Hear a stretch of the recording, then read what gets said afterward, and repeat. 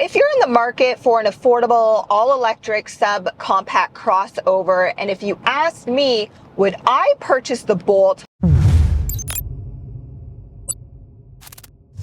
Hi guys, I'm Juliana, your automotive woman, and this week I'm behind the wheel of the all-new 2023 Chevrolet Bolt EUV, electric utility vehicle. This subcompact crossover is competing against the likes of the Hyundai Kona EV and the Kia Niro EV, just to name two of the more popular all-electric subcompact crossovers. Now, before I get to how the Bolt potentially fits your daily driving lifestyle, and I show you the features and talk about the range, here's what's new in 2023. Because the front-wheel drive only Chevrolet Bolt EUV is still relatively new to the market, the 2023 model only receives a new design trim. The newly introduced red line trim adds bold styling with 17-inch gloss black aluminum wheels, red badging, and red stitch throughout the interior, which elevates the standard leather surfaces. Now, US buyers will be happy to learn you receive a hefty price discount in 2023. Your MSRP pricing will be just below $28,000 plus tax, while Canadian buyers will pay the same as they did in 2022 with MSRP pricing beginning at just over $43,000 plus tax. And if you ask me which trim to purchase, I'd only recommend the Premier. But regardless of which Bolt you decide to purchase, all of them are front-wheel drive only and come equipped with a 65 kilowatt-hour battery pack, which is producing 200 electric horsepower with 266 pound-feet of torque, and looks like this off the line when in sport mode. Sport mode activated. Let's go. Not bad, not bad. It doesn't offer the best instant torque that I've experienced before, but this is all about affordability with this entry-level EV, and it all comes down to range. So the top range with the Bolt is 397 kilometers or 247 miles. I did not experience that this week when I was fully charged up. The most amount of range that I received when fully charged up was 364 kilometers. It's still a little bit colder outside, and EVs, lose range when it's colder outside, unfortunately.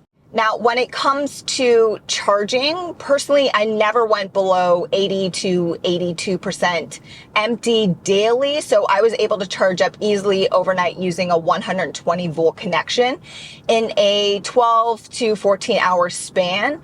And of course, level 2 charging would speed that time up by over half. But if you need to charge up quickly, Chevrolet does suggest you can charge up to 154 kilometers or 95 miles worth of range in 30 minutes using a DC fast charger. And to maximize your range, take advantage of your braking regen levels, which can be easily selected by using the small paddle on the left side behind your steering wheel. And to activate one pedal driving, push the button down below. And I speak more about one pedal driving during my final impressions, so keep watching. Also new for 2023 is the inclusion of a Super Cruise. It is slightly over $2,300, give or take, and depending on your market, definitely in the US, you guys are paying a little bit less than that. Check out my video on social media where I show you Super Cruise in action during a busy period on the highway. It's absolutely amazing. Now, for your Premier EUV, your standard driver assisted technology includes LED lights with automatic high beam assist, forward collision warning, automatic emergency braking, front pedestrian braking, lane keep assist with lane departure warning, and a rear view camera with cross traffic alert. With the upgraded Super Cruise, again, which is amazing, you also receive enhanced automatic emergency braking. And when you purchase the Premier trim specifically, you also receive an HD surround rear vision camera with reversible rear view mirror. If you're like me and a remote starter is a must, well, you'll be happy to learn that it is included on your key fob, and this will help you to preheat or cool your cabin in advance. I would also recommend taking a closer look at the sun and sound package because it includes navigation, a panoramic sunroof, and a 7-speaker premium Bose audio sound system that sounds really, really good. As for the rest, all seats are leather covered. The passenger seat is manually operated, but the driver's seat is power operated. Both are heated and ventilated. The steering wheel is also heated and offers adaptive cruise control with Super Cruise activation on the left side. On the right side, you'll find your voice commands, your Bluetooth, and your audio adjustment levels. The 8-inch digital driver cluster is well illustrated and even displays your directions when you're using navigation. The 10.2-inch color touchscreen Chevrolet Infotainment 3 Plus system is super easy to use and offers wireless Android Auto and wireless Apple CarPlay, Wi-Fi hotspotting, and cloud-based services with a subscription. Now, I recommend when you're sitting down with your Chevrolet specialist and going through your infotainment system, you take a closer look and you be patient with your settings icon. It is multifunctional, and this is where you'll be able to set up a lot of your preferences. And then when you're driving, a super helpful icon is the energy icon. In there, again, it's multifunctional, but you'll be able to see while you're driving where you're using a lot of your energy, whether it's through your driving characteristics or your climate controls. So this is really, really well done, well illustrated, all very easy to use. As for the rest of the connectivity, again, with the Premier package, you also receive wireless mobile charging, and just in front of there is one 12-volt port, one USB-C, and one USB port. Then for storage, really, really well done. So the side door storage, really big, really long, wide, and then underneath your dash, great space. Then your armrest is really small. It's narrow, but it's super deep. Another reason to purchase the Premier trim, heated rear seats. But another impressive feature from this past week has to be the overall leg space.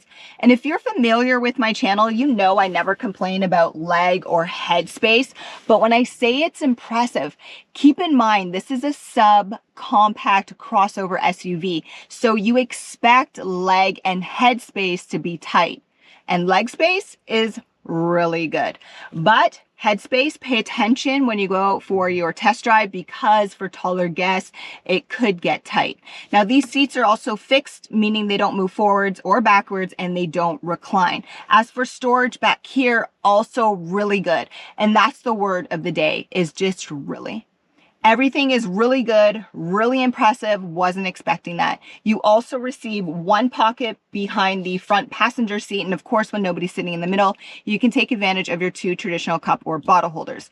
For connectivity, back here, you receive one USB-C and one USB port. Currently, the Chevrolet Bolt EUV is not equipped with a front trunk. However, you do receive a payload capacity of 873 pounds, which includes the combined weight of what you can store on top and inside the cabin, including passenger weight. A power unlock button can be found on your key fob, but then the liftgate is manual to open. Space is generous compared to the Hyundai Kona EV, but the Kia Niro EV bests both models. Look down in the description below for comparisons. The rear seats do fold in a 60-40 split, and a cargo cover is provided with the Premier trim. A tire inflator kit is included depending on your trim. However, your Bolt EUV Premier trim is equipped with Michelin Energy Saver all-season self-seal tire technology. 2023 Chevrolet Bolt EUV final impressions and things I love first. I really like the Premier trim with the Redline package. This is the only one that I would purchase and definitely recommend. The red just really helps to elevate the overall look. And with the Premier package, I like the extra convenience of the wireless mobile charging, panoramic sunroof. Like, it looks really good. I would invest also in Super Cruise. Super Cruise is so well done, outstanding. Make sure you don't miss my video on social media. It's really cool. Also, what's really impressive this week, that rear seat space.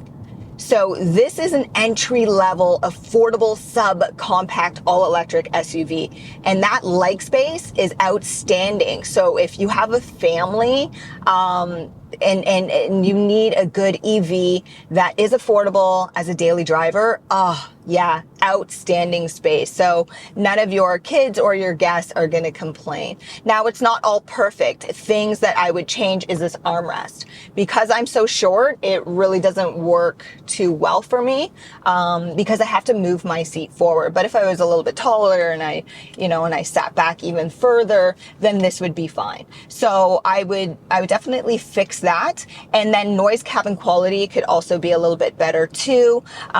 Keeping in mind that I still have winter tires on, and winter tires are always louder. Visibility, good out the front and the sides, but huge blind spot out that C-pillar because there is no window there. So take advantage of your blind spot monitoring. Then braking regen.